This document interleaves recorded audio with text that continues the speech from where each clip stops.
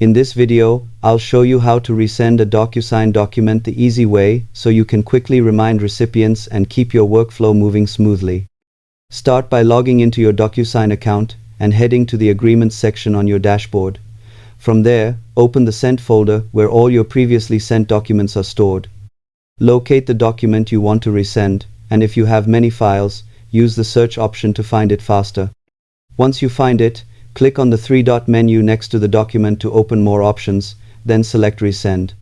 This will trigger a new notification email to the recipient, prompting them to review and sign the document again.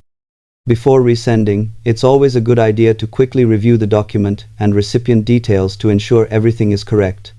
This simple method helps avoid delays and keeps your document process efficient. Subscribe for more simple tech